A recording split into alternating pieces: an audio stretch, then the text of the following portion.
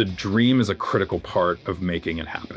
You almost have to suspend reality before you can indulge it. Brand focus and brand clarity is all about, as you say, deselection. It's about tuning the aperture to the things that matter most. I think of brand as effectively a story, and we can say words like we stand for X or Y, but really at our best, we capture people in a story and we meet them in the story that they're choosing to live within. This is Between Two Pixels, the podcast for anyone who wants to reach and connect with their audience through content and marketing. Welcome to the Between Two Pixels podcast, where we dig into issues that are really important and relevant to chief marketing officers, other leaders in the content marketing space. And today we've got a really interesting topic that's important to pretty much everybody who's in marketing, and that's brand meeting. We're going to be talking about how brands translate and build relationships with consumers. And we're going to be doing that through the lens of a company that's pretty much everybody's aware of, whether you've shopped for a home, you've bought a home, or just pretended that you had enough money to buy a super expensive lake house. There's a good chance you've been on Zillow. And we're going to be talking with the senior director of brand at Zillow, Dave Healing.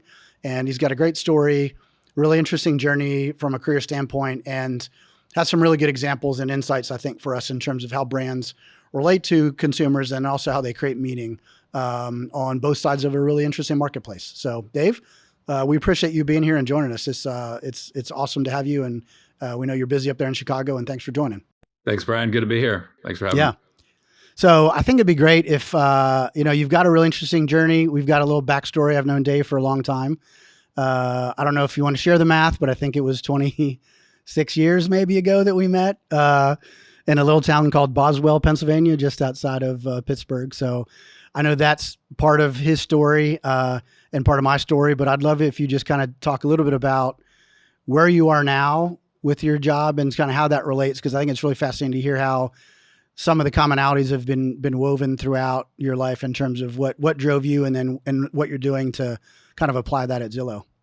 Yeah, love to. I'll work back from here. So Senior Director of Brand at Zillow, I have the fortune of trying to not mess up one of the most beloved brands in America and try to bring it to life in a way that activates a pretty bold promise. So we'll talk about that, I'm sure, but been here 4.5 years and working with a team of folks who range from strategists to experiential leads, content creators, and working back from that, before Zillow, I was 11 years in a brand strategy firm based here in Chicago. We worked across all industries and had the fortune of working with a ton of clients on big, hairy challenges that they were facing, trying to understand their consumers and build strategies that related and help build connection. And so that was sort of the most recent chapter. I met Zillow in that process and ended up here fortuitously and have loved that. But before that, you and I met more than 2 decades ago, we'll call it that, at a camp in Pennsylvania. That was my first job out of college, was leading the recruiting and program development for a camp. And so summers were on, winters were pretty dormant and a lot of travel, and moved from there into other nonprofit spaces for the sort of the first half of career, and transitioned from there into brand strategy and sort of followed the angle of where people make meaning and shape sort of how they view the world, and brands play an incredible role in that. And so it's been a really natural and energizing space to connect. That's great. So I'd love if you could unpack a little bit more for us what the responsibilities are within that role, and maybe touch on the business model of Zillow a little bit in the process. I know it's a two-sided marketplace. You've got consumers and you've got like agents and brokers, and you relate to them differently. So if you can talk a little bit about how the brand, your role kind of shepherding the brand impacts those on a day-to-day basis would be great. Yeah, sure. The brand team's broken into 3 parts, really. There's brand strategy that asks and answers big questions. Who are we? What do we stand for? What do we believe? What is our promise to our various audiences? And then we move from there into brand activation. We want to infuse that clarity throughout the entire organization. So obviously marketing is a huge lever to pull when you're building a brand. We also, as a tech org, as a product-led org, infuse that in product and in design and through our engineers, through our comms, through our government relations, through all activities that sort of touch and shape how we show up. And so the activation part is an energy of influence. We're looking to build connections and partnerships throughout the organization so that we show up as one brand, not multiple. And then finally, there's the sort of owned creative and content pieces of that. We make and tell Zillow's story in various mediums and push that out through channels. Some of that, the team I lead, holds the lever on, hand on lever on. Some it's through influence and the broader marketing organization that is doing that across various teams. So you ask about Zillow is a two-sided marketplace. We are started as a consumer brand, really founded to look at an industry where data was being kept sort of in harbor by the industry. And if you were to go back 20 plus years, you'd find if you want to look for available homes in your area, you need to go knock on the door of a real estate agent office and ask to see what's available. And they'd print out a long list of PDFs, or there'd be a book and you'd flip through it. It sort of started with a magazine, and that was the access to, that's how you bought homes. And so Zillow came into that industry, realized that there was an opportunity to make that data transparent, create access to it. So we started as a B2C brand, right? We were a consumer brand, empowering the consumer, turning on the lights.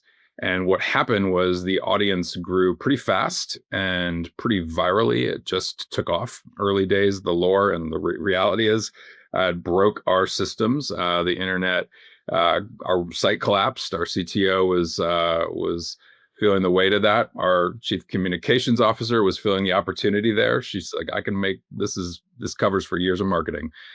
So the attention that an audience that grew out of that initial offering enabled us to turn and figure out how to help agents become seen and advertise and market themselves on that marketplace. So we can talk more about the details of all that, but bringing those together, the brand strategy starts with consumers and what's our promise to them.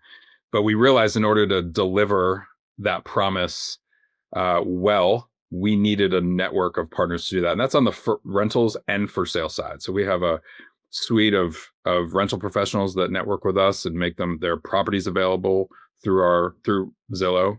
And then on the for sale side, agents do the same. But we figured out we need to make a promise to them as well if we're going to ask them to help fulfill the promise of Zillow through them. And so we've focused a lot in the last 4 years on sharpening that and activating a promise to them so that we can have not just an opportunistic two-sided marketplace, but one that's truly value accretive for both parties. It becomes a win-win-win. Yep.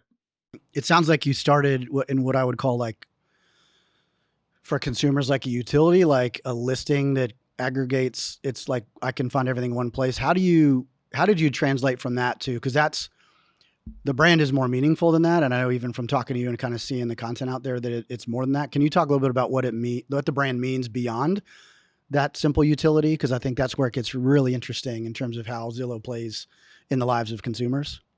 Yeah, absolutely. So when you're committed to turning on the lights, the danger of that is you see everything in the room, right? So what happened is we turned on the lights in the real estate industry. We made access to data available. We also became aware that it is still really, really hard to get home, right? Finding homes and searching is fun. It's one thing. It's critical. You obviously need that, but it's just a start.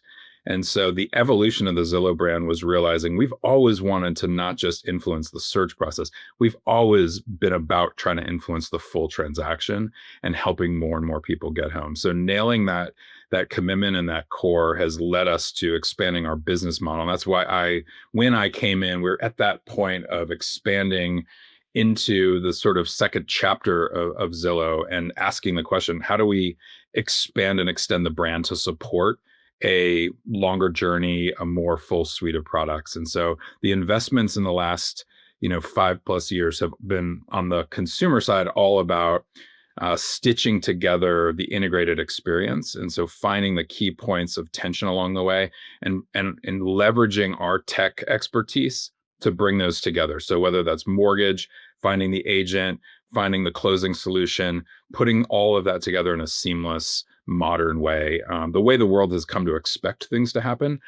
It's just been a huge industry, and it's been slower to move in that regard because of how significant it is and how important that transaction is. So that's the evolution on the consumer side. On the partner side, the professional side, same thing. Partners using a ton of different tools. On the agent side, 12 to 14 on average different tools to do their job. And so we're investing in bringing those together so that they'll also communicate together, some through our owned entities, some through just partnerships and open access, but really wanting to help empower agents with the tools that will help them unlock success. Cool.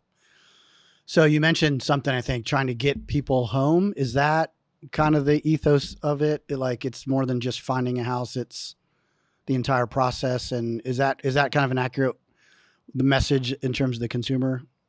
Yeah, exactly. So, I mean, 2 words, get home. That's the promise, right? The way that comes to life, our current tagline, home just got real, like our purpose that brings everything together.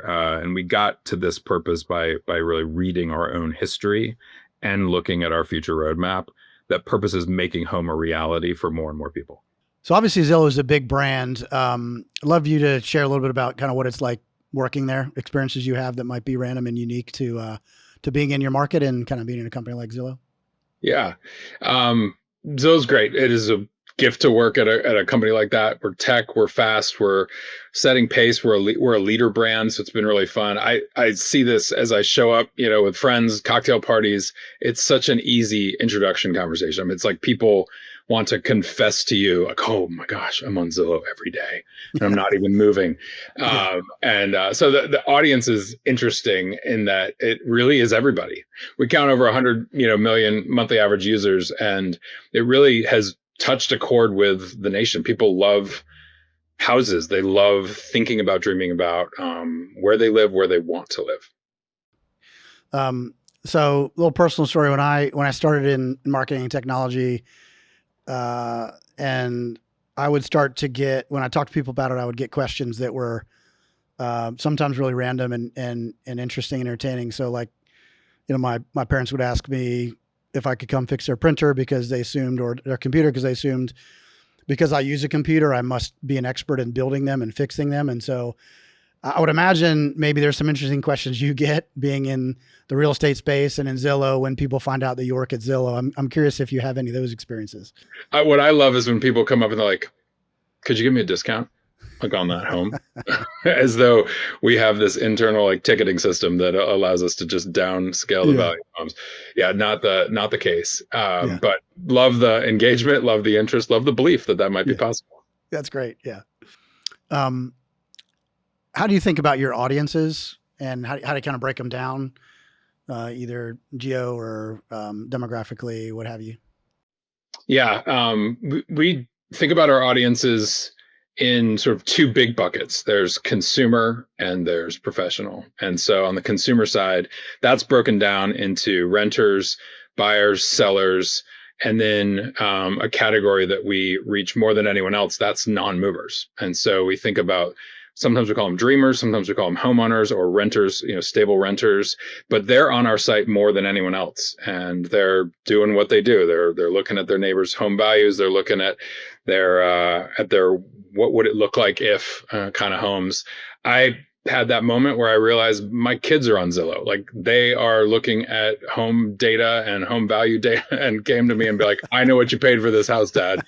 And I guess that's what happens, right? That's when they grow up. So it's effectively like a social media site in that people are using it to scroll and to find themselves in those endless loops. So the audiences, that's the consumer side. Obviously, the partner side, we have rental professionals and agents who service those who are looking to move, and we try to tee it up so that they get to do what they're best at and create bridges between them and the consumers who are looking to move.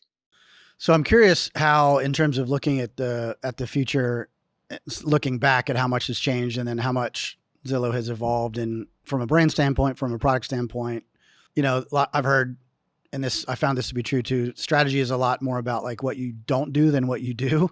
I would imagine you're inundated with tons of opportunities because there's so many opportunities within the market.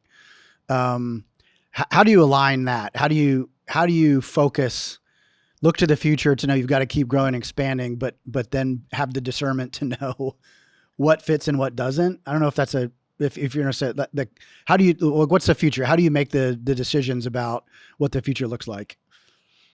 I love that question. Let me answer it from a brand perspective, because I could tell you about our corporate strategy team and how they approach that. Here's how I'm thinking about 2026. Left to our own devices, we would love to tell 99 stories. Like, we would love to tell so many stories and build so many things because we are attuned to the consumer, and there is endless opportunity to optimize against the challenges of getting home. Brand focus and brand clarity is all about, as you say, deselection. And it's about tuning the aperture to the things that matter most. And so what we've listened to, both on the consumer side and the partner side, there's a magnetic attraction to Zillow for the way we open the aperture of what's possible in the world. People can dream with us and hope with us and pretend with us and play with us and imagine, as you said, that lake house they could afford with the money they don't have, right? Like, there's something beautiful about that magnetism. And we want to keep stewarding the trust people have built, that for something so difficult, the dream is a critical part of making it happen. You've got to start there. You almost have to suspend reality before you can indulge it. So we're investing in products on the consumer side that help them do that in the app experience on site. And for our partners, we're investing feverishly in ensuring that they have what they need to dream big about their own business success through partnership with us. The second piece is where you close that aperture, and it becomes from endless possibility to actually helping people discover what's possible. So that real help through insight, through market intelligence, through human experts stitching together the right people that need to show up to demystify a very complex process. We invest deeply there and live that out.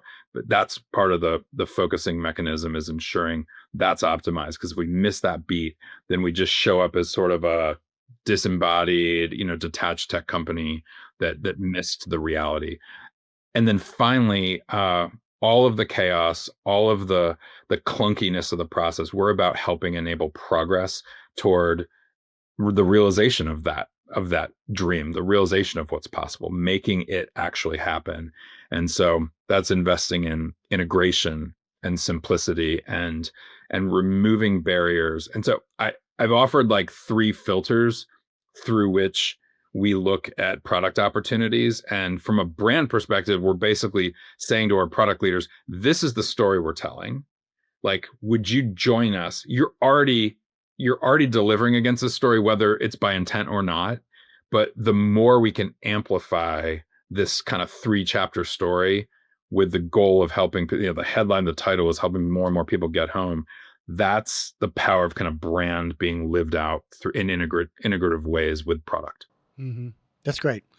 So I think people will be surprised at how it sounds like aspirational the Zillow brand is, because I think a lot of people kind of come in through the utilitarian, but it makes a whole lot of sense because, I talk to people all the time, and it's like when we need a break from thinking about real stuff, it's like, let me go shop. Let me see how much my home is worth. And let's just see.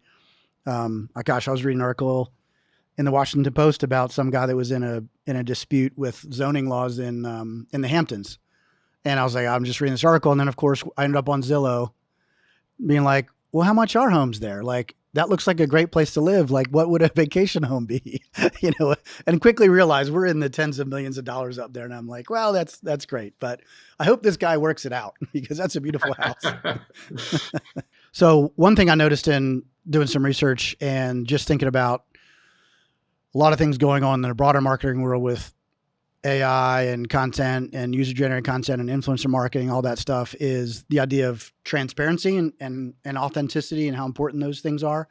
You mentioned turn on the lights as a core value. I'd love to hear kind of your thoughts on how important that is. And I know that you had mentioned that, the brand itself kind of came out of like opening it up and being transparent and shining light on things that typically were hidden in the, in a private sector. So we'd love to hear a little bit more about the transparency side, and how you apply that. Yeah, great question, and that's sort of a never-ending journey for us. The early beats were important. People are familiar with this estimate, right? There's a power in just being able to see data in front of you. One of the things is we talked about the challenge of affordability, the challenge of a macroeconomic climate that makes both renting and buying really difficult right now. Is we realize there's more transparency in front of us. There's more ways we can help people see what's possible. And so, just part of this recent launch, we had 2 products featured, both of which were ways that consumers could get a real-time look at what their situation was. And so on the rental side, it's the real cost of renting. A lot of fees are hidden, and so people get attracted or lured into a property that they think they can afford. They start down the journey, they fall in love, they do the math, they can't. And so we wanted to bring that full package up front and showcase the full cost of renting. So that's something that is being embedded now. On the for sale side, in the last year, we launched something called Buyability. And what Buyability does is it leads you through just a simple few questions that help people navigate what's possible, and from their monthly payment perspective, not from a total cost of home. Because not all homes at the total cost level are going to net out the same when it comes to monthly payments. You got tax differences, you have HOA, all the factors. So we're looking at that holistically, and then using the power of search, integrate that in. If you want to just search by that which is within your buyability, you can do that. That's power. That's empowering the consumer through a commitment to transparency and lending that transparency to their ambitions. So how does your team work with the product team? I know you're very integrated in the marketing team. Even thinking about like a feature like that, how does that come to life at Zillow? Yeah. So, I mean, my team tends to think about it very upriver when we're imagining like what kinds of things might be built. And so we'd speak about the importance of affordability, and, that if we're telling a perfect story, there's an inspiration point where the organization really rallies around that as a key brand attribute that we want to be pursuing. Our product marketers are where it turns into the product organization. And we start with research, and we start with the value prop and opportunity sizing on a product like that. And so product marketers take the lead and keep us apprised of how things are developing. But we have a team of product marketers working with product to help shape that. And then once it's coming toward go to market, then we come back in and figure out how can we help tell this story and embed it in the right altitudes and the right places. Some products features might just get a mention in a monthly buzz email. Others are going to get full service attention up and down the ladder. That's cool. I'd love to hear a little bit more, if we can get into the translation or application of the brand to what consumers ultimately see. So I know that, a company like Zillow, you're in just about every channel, and you've got your core brand messaging and your core channels. If you could kind of walk us through, so the big launch that has multiple features, that's obviously tied to your aspirational brand messaging. How does that translate into what the consumer actually sees on social media, on TV, or whatever? If you could talk, I know there's a lot to that question, but if you could talk about any of that, and I'll ask some follow-ups about like different channels you use and the process and all that stuff. I think that's going to be fascinating. So love to hear a little bit about that. It's a great example, right? Because that you could just miss the whole power of it if it ends up falling into too few channels or the wrong channels. And so that starts with someone aggregating a very cross-functional team. And so you're pulling product leaders, you're pulling comms leaders, you're pulling marketing leaders, and several others together to help identify the opportunity and the way that we can work together and fire on all cylinders. And so that came out of our product marketing organization, and the opportunity was identified, and a leader, took the mantle, but pulled that cross-functional team together, and then allowed and invited channel teams to do their work, right? They're experts of their channels. And so the brief gets written. The brand has shaped a bit of the narrative, right? We told the brand story at the top. We're all kind of angling to make this imprint on whoever sees and experiences whatever content gets developed. And then the channels identify the various forms of content that they need to make it happen. And then brilliant campaign managers and project managers like stitch that together in ways that are coursed out according to the opportunities. Obviously, I'm simplifying a very long and complex process, but you'll see will show up a certain way on consumer social. Will show up a different way on professional social. Will show up a different way in comms PR. Will show up a different way in product. And so that's and I'm just listing a few. But for something like that, that's the general pattern. And if you go up into the higher spend launches, it's a similar thing. It starts with a brief, and then the teams get really crisp on the goals. They respond in kind. I mean, we tend to give directionality on investment weight so that people aren't overexerting on solutions that we could never fund. But they come together, and the campaign effort is stitched together, and then launched through those multiple channels. Yeah, cool. Can you speak a little bit about the channels that tend to be the most effective for you? Because it is fascinating. You don't have the story, but then you've got to bifurcate it in multiple ways. But from the consumer standpoint, I think if you could start there, what are the channels that tend to be the best ways for you to tell your story and that you find the most effective? Yeah, I'll start with maybe a non-obvious one. I mean, there's like owned, earned, and paid, and we'll talk about that, right? That's the basic categories. On the owned side, we have the privilege and benefit of having a product with a Super Bowl size audience on it every day. And so the first investment in telling our story is through the products we build and the experiences we create. I mean, we want the funnel to work its own magic in the product experience, because the calls to action in our case happen to be leading consumers down a trail toward getting what they already want. So it's not trickery, it's service, right? When the funnel works at its best. And so we invest a lot in that experience. So you think about the person wondering about the Hamptons, $10 million house. Well, like that search process can be optimized to engage them and delight them for that purpose. But then you can see how through well-placed product calls to action, it pulls them down into the funnel. One of the products we just launched was something called Sky Tour. You can, through our showcase product for a year plus now, take a 3D tour with rich media of homes that are listed using the showcase technology. Now with Sky Tour, you can drone out from the home, the inside of the home, and see the outside, the exterior, and where that home lives in context, and see the lawn, the neighborhood, the street, and all of that. That's like really fun behavior for people with no consequences. It's really important behavior for people with consequences. You can see kind of how the investment in product is huge. And then we take advantage also of the fact that we have their attention in products. So there's OMP, there's push notifications, there's a conversation happening with the content that's showing up in product. And so that's a very thoughtful strategy that comes together with our web team and our content design teams. And there's a lot of heads thinking about how we come to life and tell that message to the audience we have every day. So that's kind of on the owned channel side. And then we've got brand social, and our social team is amazing, and they are working scrappily to be part of and help shape the cultural conversation.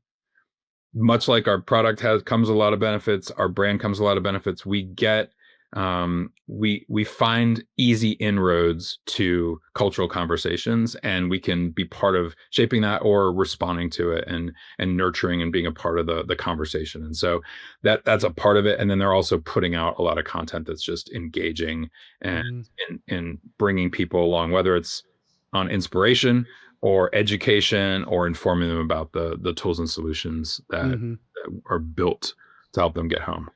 Cool.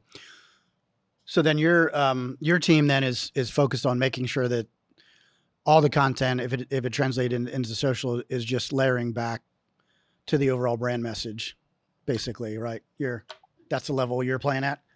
Yeah, so our social team had a bit of a regroup this year, and under new leadership and a few new players on the team. And so what that leader did was brought them all together in person. We're a remote company. We spend most of our time on Zoom and showing up on calls. But occasionally we get together. He brought that team together. He brought me in for the first hour and a half, 2 hours of it. And we just sat together and we walked through the core brand strategy. And they got to interrogate it. They got to feel it, experience it, poke at it, and take the notes that they needed to go build a social strategy that would effectively be a rationalization or an answer to the core brand strategy. And so that's where we showed up kind of at the highest altitude. And I think where we continue to partner is as we identify brand opportunities, we bring them in and they figure out how can they add value and extend. We also work, I have a content and creative team, so we work together on a lot of that. They do too, but there's assets that we bring to the table that they may not have. So we work to tell that story together. And a lot of times the brand story, the first channel, the first audience is our social audience. Okay. How do you measure? What kind of metrics are you looking at? I know it probably depends on channel, but high level, what are you looking for? And then maybe an example or two on specific channels like social. Sure. Yeah. So I'll get less equipped to answer maybe at the specific channel level. I can speak in the obvious, but it's very contextual. Thinking about this from a brand perspective, we're looking at driving perception, preference, and awareness. And so we want, on the perception side, as we've talked about earlier, we are evolving as a brand and we want to be perceived that way. So we're not abandoning our core ethos. We want to extend that ethos to be relevant in the downstream products and solutions we're building. And so we're looking to test whether we're getting credit for that evolution and that perception shift. So that's number one. Number two is just first choice brand preference. We sit as the leader. We've got ground to protect. We've got ground to maintain. We're asking questions right now, but what would it look like to grow that? What would it look like in a zero-sum game question tracker? How could we actually expand turf and terrain so that we can grow and lean into our leadership and be even more inextricable for consumers that we serve? And then finally, on awareness, we've got it is our job to make people aware of what we have. And so the brand it's linked to perception, but we want at the kind of the lowest altitude we get is, are they aware that we have, are we aware that we have home loans? Are we aware that they can connect with an agent? Are we aware that they can do the whole thing? They can have that all in one place experience. And so we'll be looking at that as well. When it gets into the channel side, obviously impressions, engagement rates, like those are critical, and they have a science. The social team has a science of the ways that they're evaluating that.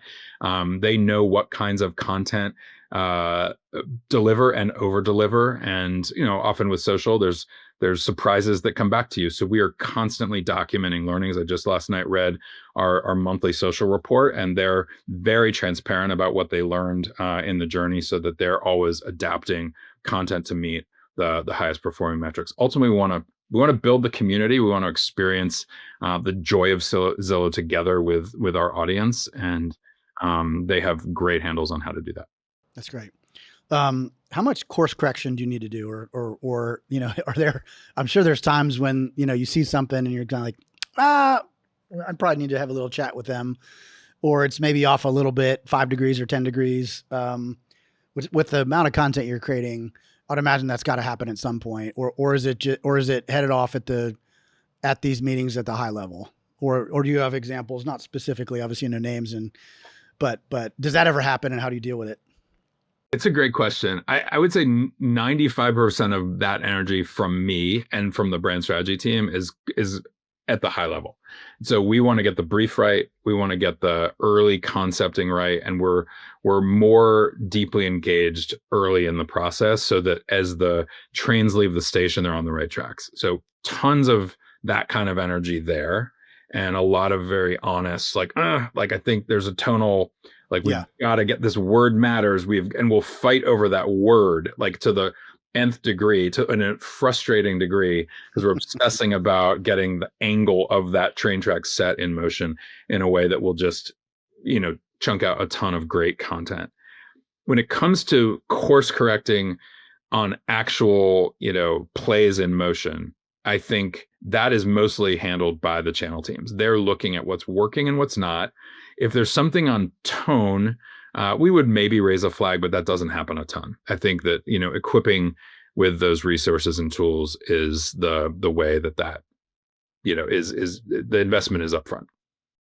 So obviously, Zillow and your team, the brand team, the marketing team, the content team, you're producing a lot of stuff. There's a very dynamic environment, and so I know you use agencies in multiple ways. I'd love to hear a little bit more about what you found to work, how you use agencies versus internal staff, how you make decisions about what to outsource, what you value in that relationship, things like that. So I think it'd be helpful for both internal marketing leaders who are looking for working with agencies and agencies like ours trying to find a kind of create the right environment for a working relationship. What's worked for you guys?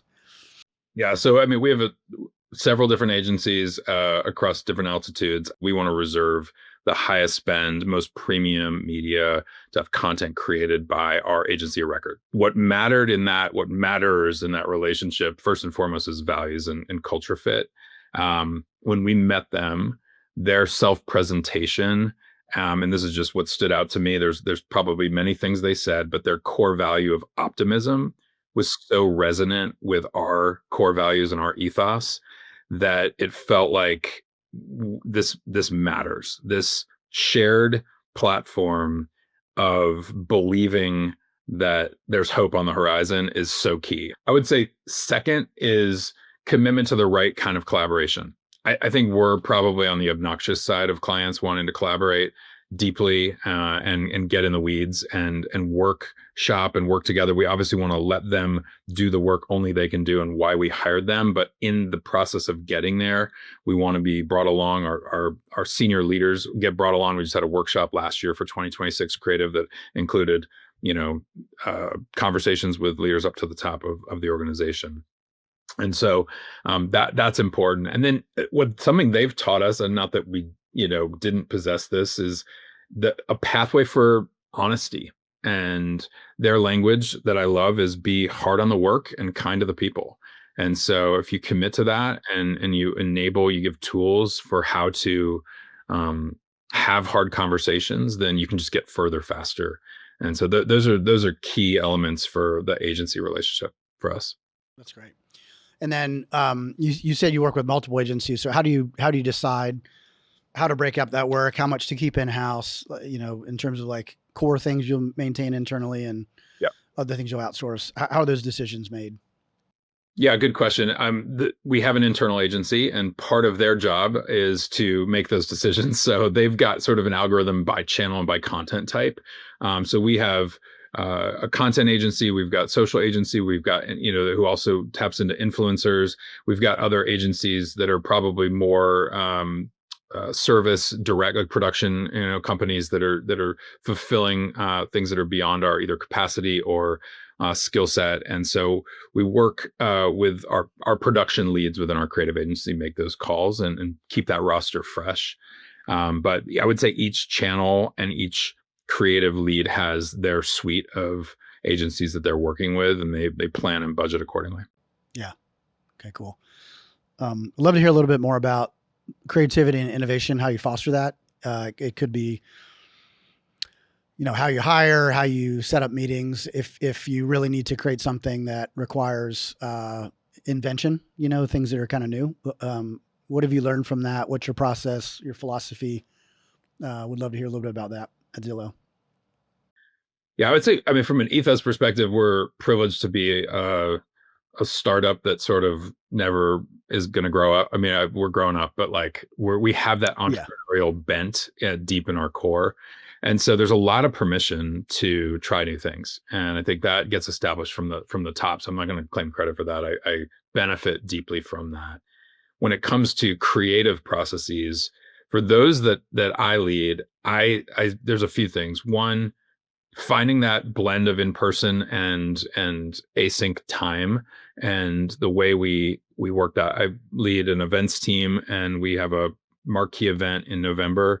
The leaders of that event called an in-person meeting in January, is the earliest we've ever had it, and we met up at the site and did the obvious, like, walk through all of that, but we also sat with those early conversations of what's possible. And so backing up far enough where you're not in urgent or creative mode, you're not in creating mode, you're in creative exploration mode, was critical, where we got to ask questions of one another and of the opportunity, and imagine, different ways to bring it forward. So that's thing one. Thing two, I think, is getting the right people. I'm a right brain, left brain hybrid. So I love the creative process. I am not the greatest gift to it. And so I've got to personally, like, set it in motion, get out of the way, and let folks who show up with very different energy lead. And so there's a creative director on my team who is incredibly complimentary, brings skills and perspectives that I don't bring. And so letting him do his work, and he and I are in regular touch, where I will give feedback on creative, and then he and I are sidebarring in the back, where I'm asking, how can I get feedback on my feedback? Like, because I want to make sure I'm helpful in that process. And so for me, it's a constant laying aside of preference and ego, and enabling the team to do the work, and committing to not love it all, committing to let things fly that are riskful, and take a flyer and see where it goes. Yeah. That's great. I think a consistent thread in my studies and experience has been really the role of humility in the creative process, and people, I don't think appreciate how important that is, to love the people, but not necessarily love the ideas or love your ideas, which is great. Yeah, there's very little objectivity here. Like, we are deep in the realm of subjective, and where I need to hold the mic is where it is objective, and that is on strategy or not, that is going to move needles or it's not. We're going to have that money or we're not. Like, that stuff is I need to play there and let go of so much of the subjective. Yeah, that's great. So can you talk a little bit about the role of storytelling and marketing and the ethos of what you guys do at Zillow? Storytelling is really everything. I think of brand as effectively a story, and we can say words like we stand for X or Y, but really, at our best, we capture people in a story, and we meet them in the story that they're choosing to live within. And so we try to tell that story back to the world in all possible platforms and moments, whether it's anecdotes, small little vignettes that we're putting out on social, whether it's the films we're shooting as part of our ads. Currently, we're using real life story context and replaying that so that it creates both empathy and connection with folks.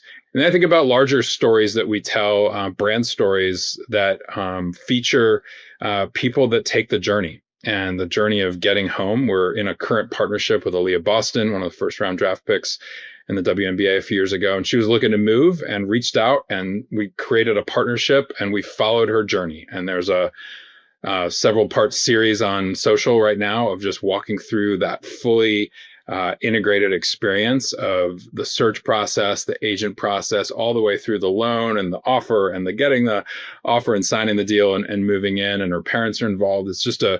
It's a human story, which allows that partnership to have resonance in ways that we're seeing that nothing else does. Yeah, I think that's interesting. Even noticing and watching some of that, seeing how it kind of brought out some of the personality and the value of the realtor that she was working with. It was like bringing her into TikToks, and it was neat. I could see how that would be beneficial kind of to everybody involved, in the partnership. So I thought that was pretty cool. Yeah, absolutely. I mean, we're a tech platform through and through.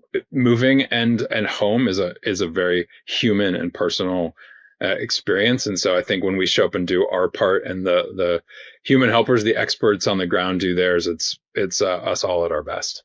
So can you share a little bit about social content, in particular, how you see it being used from the consumer standpoint? So, is it primarily to educate? You talked about inspiration. I'm sure you've got inspiration on there. Inform, influence, all that kind of stuff. Can you talk a little bit about how the content that you produce on social media is intended to be received and responded to? Yep. Yeah, it's great. We've got a brand social team and a paid social team, and so there's different uses just out of the gates. The paid social team tends to be responding more to briefs that are directly like campaign driven and looking at very discrete metrics that they're trying to move. So that is a lot of inform and making folks aware of amplifying the core campaign message and checking off boxes that social is the best channel to check off. When I think about our brand social team, like the high level remit is to keep us a part of the conversation, to keep us connected to and helping shape the story that is within culture about housing, about looking for homes, about renting, about buying, about Zillow. And so our social team has a clear strategy for what role each platform plays in the overall like strategy of how we are bringing content to life on social. And so TikTok is different than Instagram, is different than LinkedIn, and they are moving and creating content with channel optimization in mind and with strategic intent, driving it for those purposes. Cool. So we talked about the importance of authenticity and transparency to a brand like Zillow. We also talked about the fact that as such an organization with such a big reach, you're creating a lot of content, your story's getting told all over the place. So on one hand, you've got, a lot of studies and a lot of research and thinking about the way that AI diminishes authenticity and trust, and that people don't trust content that comes from AI. That might change, but let's take that as a fact. And then you also have the benefits of being able to generate a lot of content at scale, which is also attractive. So philosophically, from a brand standpoint and a brand leader, how would you recommend that brand leaders like yourself think about that and think about AI in that use? Like, don't touch it, consider it. Does it apply anywhere? I'd love to just hear what you think about that. Yeah, well, I wouldn't be here if it was a don't touch, because Zillow was founded on AI. So the Zestimate is effectively an AI tool and has been since its inception and continues to learn. So that from a product perspective, we have very declarative ways of deploying AI with great purpose. And so the brand team actually helped author the top line of our AI principles a few years ago, and those are public on our website. Anyone can read them. When it comes to creative, from a philosophical perspective, like we believe creativity is a human venture and starts with people. And then AI helps those people scale and optimize. And so we want that to be led with purpose. We're in the process right now, as I'm sure many listeners would be, of figuring out the way forward there. But authenticity is key. And when your purpose is making home a reality for more and more people, like we want to honor that reality and the way we show up to capture and visualize that, image that to the world. So we start with human effort. That's great. So final question really is on the future. What do you, in terms of like the way that the relationship between brands and consumers is changing, what are you most excited about, I guess? I mean, you talked a lot about optimism in the brand. What are you personally the most optimistic and excited about how that is evolving, that relationship between consumers and brands is evolving? Yeah, I mean, if I can be excited and curious at the same time about the role AI is going to play in that relationship. We are experimenting with AI relationships to see what does it look like to be part of other AI systems conversations and to ensure the Zillow brand continues to show up in a discoverable way as the world changes. And so I'm excited about that because as a leader, we have every right and reason to be the leader in that emerging chapter. And I'm curious about what it'll look like. It just feels like the landscape shifts each month or two in terms of what our angle is on it and how we're leveraging it. I assume that also ties into the answer to the question, like what are your what are your concerns or fears for the future? What do you think the challenges will be? Probably also related to technology, at least at some level, right? Yeah, I mean, within that space, I think I chose to use the word curious. You could take it maybe to the concern degree, but not ultimately. I think the concerns that we're looking at, I think within housing, I'm concerned about the shifting landscape of our category and the fact that the emerging generations are not seeing homeownership as a viable pathway for them. They have no sense of empowerment there. And so is the American dream shifting? Is that changing? And what does that mean for how we show up? I believe it's an opportunity for Zillow because we have a robust rentals marketplace. We have a robust for sale marketplace. We have a robust seller marketplace. We're about all aspects of that journey. And then our B2B marketplace is solid as well. And we can do all of that standing on a single purpose. But that's where my concern and question lies, is just what will that look like? How can we be advocating for the right things? How can we be imagining the right things? Where will that, concern becomes innovation opportunity, right? What will that unlock for us in terms of what's possible next for Zillow as a company and what we look to get involved in? Yeah.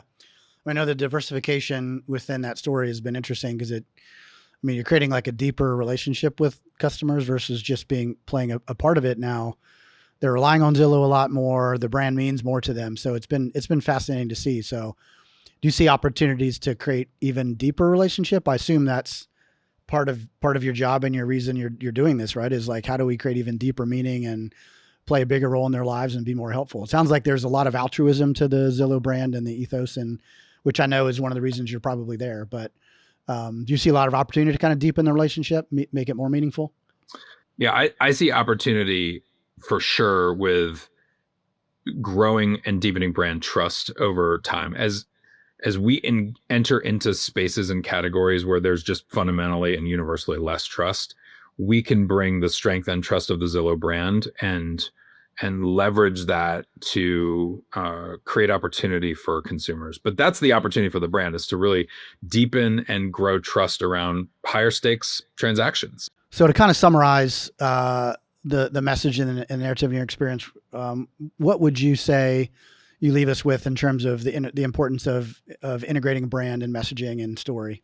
Yeah, at the end of the day, brand is about trust. It's about an imprint made on the mind so that shortcuts happen when people are thinking about where to reach, who to reach out to. And so the integration of brand and content is about figuring out what you stand for and then telling that story so that what you stand for is lodged in the mind, so people pay you back with favor, with loyalty, with awareness, with the things that matter to the business, but really matter ultimately to the brand strength moving forward. And so we've seen that time and time again. There's a lot of things we need to say to just get a call to action clicked or a business line moving. But what stitches all of that together is the love and trust that we have from the brand strength that we invest in.